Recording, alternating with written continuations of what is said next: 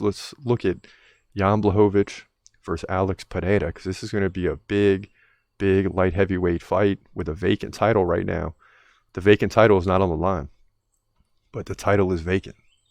It'd be interesting to see who's going to fight for that, because there's the three best guys are on the sidelines right now. But if Pereira can come in and beat Jan, then we have a true guy for the vacant belt for sure. And that's why this fight is so interesting. Let's get into it.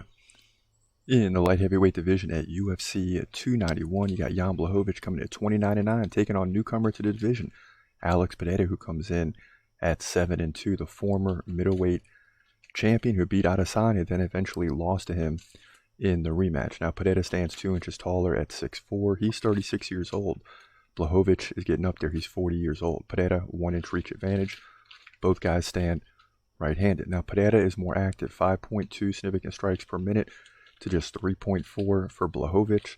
So, over the course of the fight, you're looking at a 40 to 50 significant strike advantage for Pereira. The takedown game between the two will be non-existent because Pereira doesn't go for takedowns, and he's got great takedown defense. So he has the advantage on defeat. Now Blachowicz lost 2 of the last 3 to Ankalaev and Glover Teixeira, but between those two, he did beat Alexander Rakic by 3rd round KO. So he still has some power, very capable of winning. Now Pereira has fought in the middleweight division, storming to the top, beating Sean Strickland, Bruno Silva, and eventually Adesanya by 5th round KO for the title.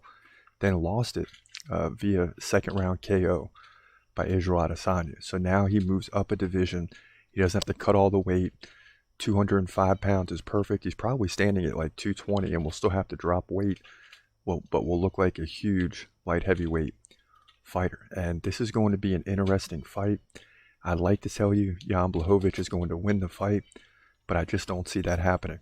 Pereira may not win the title, or maybe he wins it and loses it like he did in the middleweight division, but I don't think Jan Blachowicz is going to be a big hurdle for him.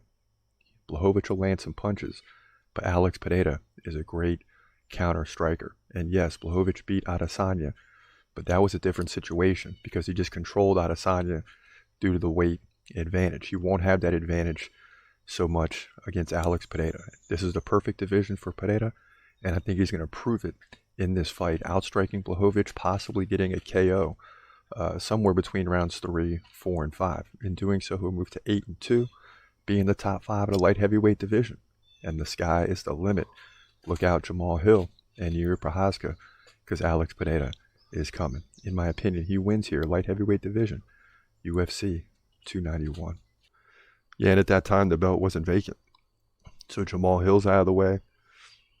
Yuri Prochazka's out of the way. And how long can the UFC wait? They got to have a interim title. And if I'm Hamza and I smash, and unfortunately that's going to be several months away, so they'll probably have something lined up. But Hamza,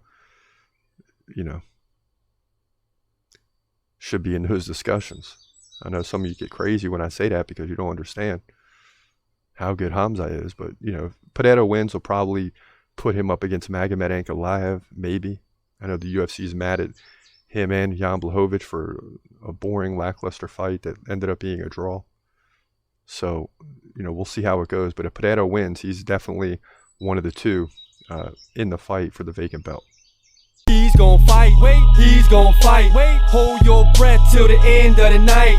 Last fighter call, UFC at its height, yeah. Bringing that thunder with all his might, saying step up, wanna fight, hold up, think twice, gladiator, assassin, reckless, no abandon, walk through that cage, he'll leave your ass stranded, wake up, hey, where you at, hey, got hit in the head with a baseball bat.